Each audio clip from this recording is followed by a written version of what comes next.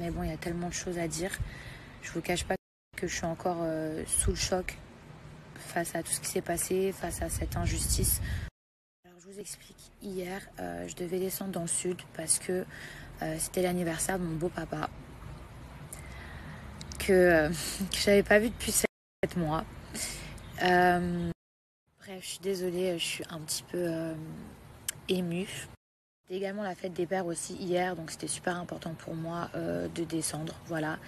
Et dans la foulée, et quelques jours après, vous savez qu'il y a le tournage du Cross qui commence. Donc j'ai pris mes affaires, voilà, pour ce tournage.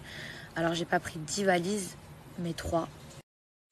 J'arrive à la gare avec mes 3 valises. Donc j'avais 3 valises qui ont une taille normale et une petite qu'on met, vous savez, les bagages à main dans les avions qu'on peut prendre avec nous qui sont petites.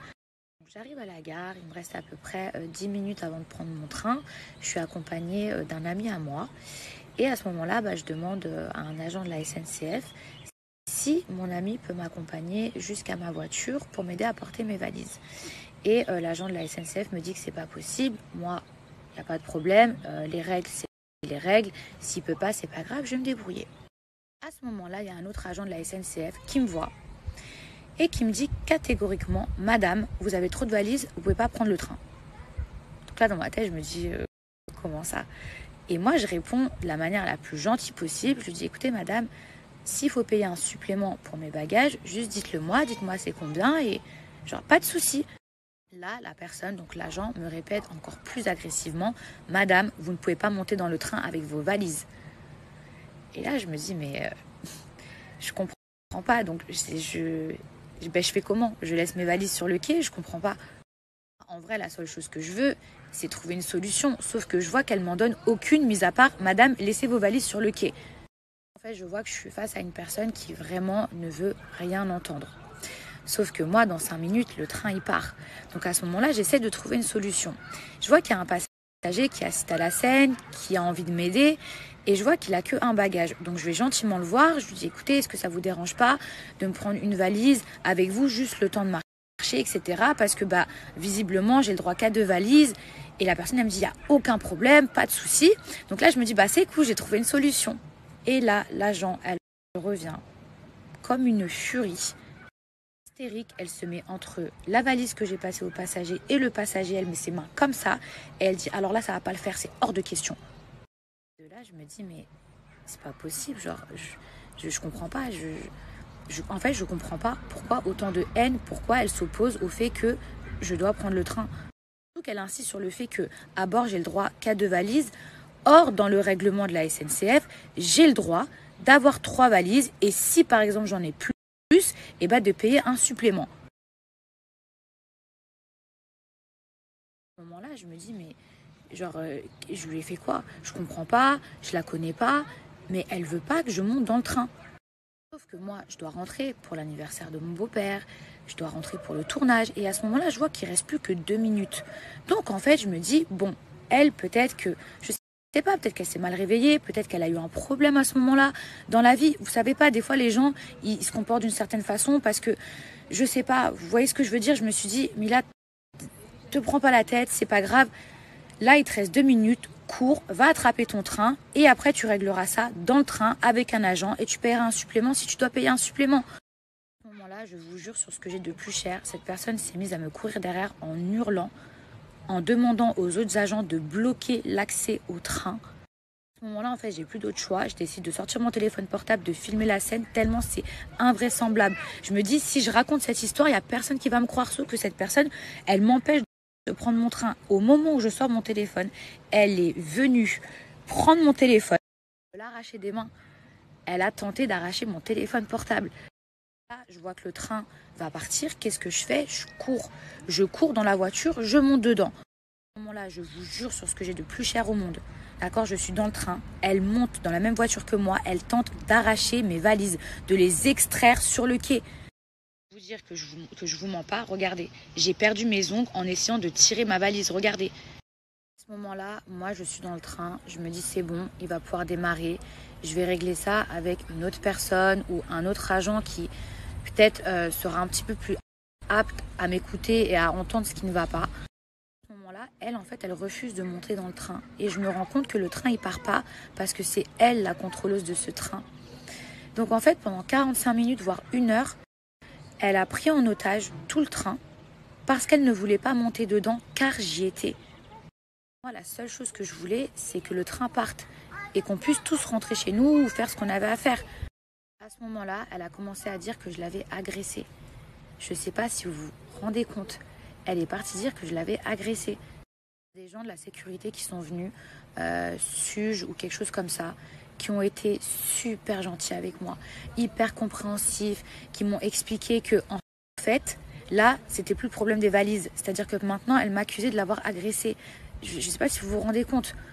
Moi, à ce moment-là, je pensais qu'à une chose, aller retrouver ma famille, aller retrouver mon beau-papa. Vous savez ce qui m'a fait archi mal au cœur? C'est quand j'ai entendu des gens crier « Sortez là ». Déjà, ces gens, je sais que je peux pas leur en vouloir parce que déjà, ils savaient pas que c'était moi à l'intérieur, ils savaient pas la situation. Mais moi, j'ai été dans le train, je voulais que le train parte. C'est elle qui a fait en sorte qu'il ne parte pas parce qu'elle ne voulait pas monter dedans. Et est-ce que vous imaginez la peine que ça a pu me faire quand j'ai entendu « Sortez là » parce qu'en fait, eux, ils pensaient que c'était à cause de moi que le train ne partait pas. Il y a des gens de mon wagon, super gentils, qui ont essayé d'aller voir cette femme en lui disant « Écoutez, c'est qu'un problème de valise, c'est rien. Au pire des cas, elle paye un supplément, c'est ridicule, etc. » Elle hurlait « La SNCF, c'est moi. » Ça veut dire quoi la SNCF, c'est moi? C'est à ce moment très précis que l'histoire, elle a pris un tout autre tournant. Il y a la police qui a débarqué. Moi, je me suis dit, enfin, ça y est, on va pouvoir partir. De toute façon, je suis dans mon droit, j'ai 3 valises. Au pire des cas, la petite à main. Bon, ben voilà, encore une fois, s'il faut payer un supplément, il n'y a pas de souci. À ce moment-là, je vous jure sur ce que j'ai le plus cher au monde, j'ai la police qui me demande de descendre. Sinon, ils m'emmènent de force. Je suis contrainte de les suivre. Moi, dans ma tête, je me dis, mais c'est moi la victime dans l'histoire. Genre, c'est moi, je vais porter plainte. J'arrive au commissariat, c'est simple. Je suis passée de victime à madame, à partir de maintenant, vous êtes en garde à vue. Je ne veux pas rentrer dans les détails, dans la manière dans laquelle j'ai été traitée les premières heures quand je suis arrivée là-bas. Mais je peux vous dire que c'est un scandale, c'est une honte, c'est inhumain, c'est de l'injustice, c'est de l'abus de pouvoir. Il faut savoir que j'ai été amenée au commissariat avec toutes mes affaires. Donc mes affaires de tournage, mon sac à main, etc.